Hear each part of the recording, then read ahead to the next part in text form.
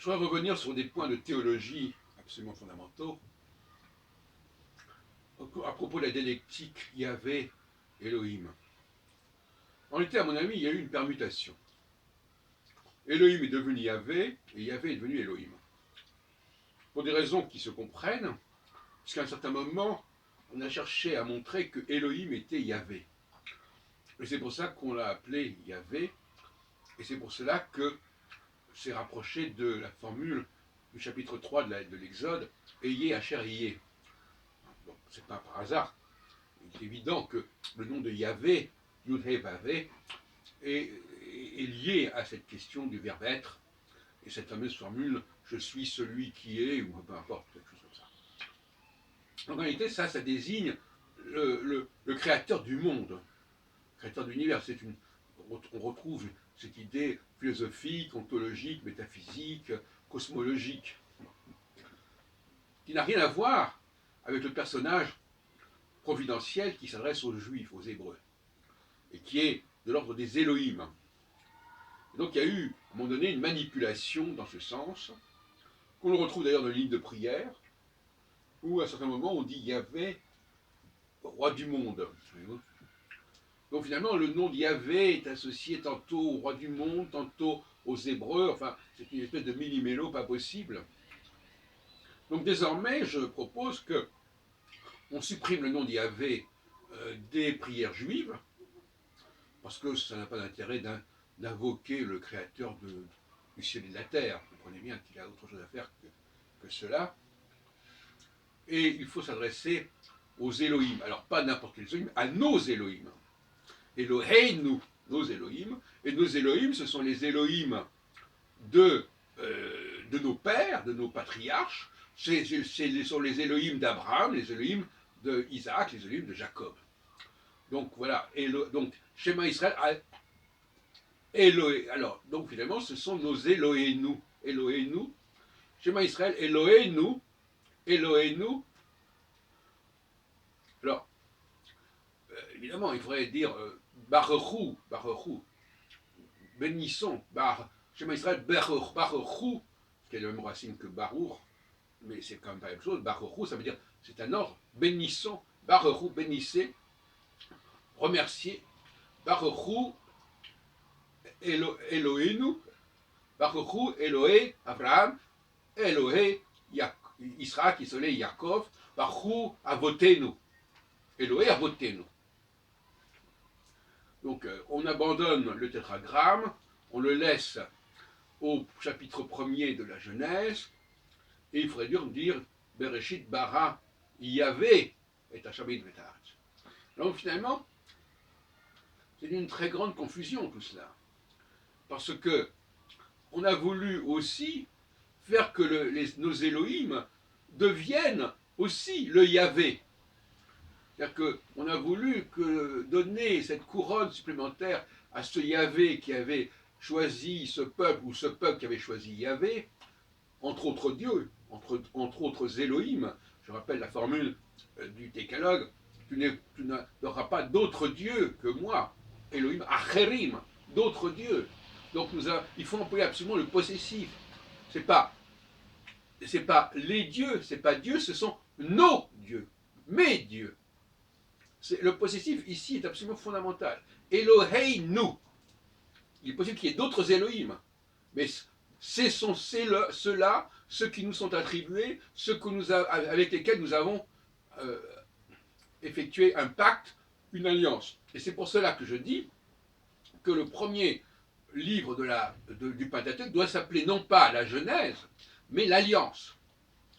C'est le récit de l'alliance, de la triple alliance, alliance avec Abraham, alliance avec Isaac, alliance avec Jacob, triple alliance.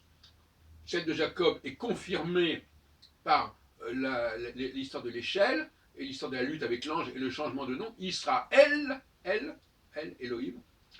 Avec Isaac, c'est le sacrifice qui est interrompu, n'est-ce pas? Et avec Abraham, c'est l'annonce d'Isaac, de la naissance d'Isaac. On pourrait trouver d'autres éléments. À un moment donné, Dieu s'adresse. Alors, donc les Elohim, alors un certain Elohim, un certain Elohé, un certain Eloah s'adresse à Abraham, il lui dit, va-t'en, quitte cet endroit, l'Er Lecha.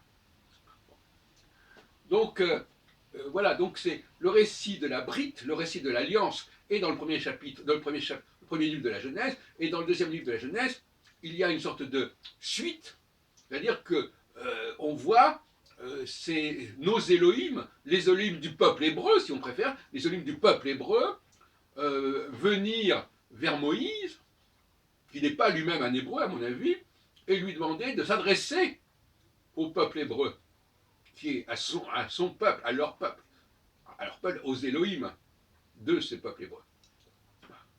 Et par conséquent, il fait référence à ce moment-là, il dit, toi, il dit à Moïse, je suis, nous sommes les dieux de leurs ancêtres, de ces ancêtres du peuple hébreu, qui est prisonnier en Égypte, nous sommes les dieux d'Abraham, d'Isaac et de Jacob. On ne va pas discuter combien il y avait de dieux, il y en a plusieurs, on est dans un polythéisme ici, un polythéisme énothéiste, mais un polythéisme. Il ne faut pas se voiler la face. Je ne vois pas d'ailleurs où est le problème véritablement. Puisque ce qui est important, c'est que c'est un polythéisme, mais qui est personnel, c'est-à-dire que c'est nos dieux à nous, ce sont nos propres dieux. Et, pour terminer, je dirais qu'il est important, d'une part, d'invoquer correctement nos dieux, parce que cette façon de parler de manière cavalière de nos dieux en disant tantôt c'est ceci, tantôt ça, non, il faut les invoquer correctement, avec une prière qui est juste, c'est-à-dire Eloheinu, nous bénissons, Baruch Bochrim, et Eloheinu, et Elohé Avotenu, Elohé Abraham, Elohé Isaac, Elohé Yaakov. Voilà. Et à partir de ce moment-là, il y a cette brique, cette alliance qui se refait. Parce que ce point, je dirais que, à partir du moment où on a commencé à tripatouiller tout cela, eh bien, le lien entre ces Elohim, nos dieux, et le peuple hébreu, eh bien ces liens, c'est des faits. Et ça a commencé déjà à la mort de Salomon, quand le royaume lui-même s'est défait, et qu'on en sait à quel point ça aboutit à l'exil, à la déportation, etc. Et depuis, bon, les choses ne sont pas arrangées, et lors de la Shoah, eh bien, les Hébreux n'avaient toujours pas retrouvé la formule magique, la formule qui leur permettait de demander l'aide de Yahvé, d'ailleurs pas de Yahvé, excusez-moi, c'est un lapsus, l'aide de leurs Elohim, l'aide de leurs dieux.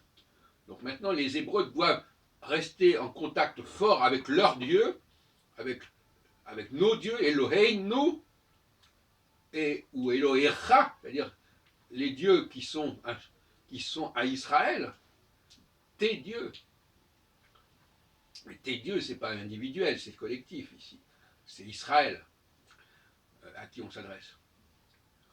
Et à ce moment-là, je pense que les choses vont s'arranger, vont se renforcer, et que une nouvelle dynamique pour les Juifs, pour les Hébreux, va se développer. À partir du moment où on invoquera correctement le nom de leur Dieu, de ces dieux, SES, et CES si on veut aussi. Et on voit que récemment, le fait qu'on ait débloqué l'histoire de Jérusalem, depuis que justement j'ai lancé cette nouvelle formulation, c'est quand même un signe que nous sommes sur la bonne voie. Débloquer Jérusalem, je parle de l'ambassade, etc., américaine.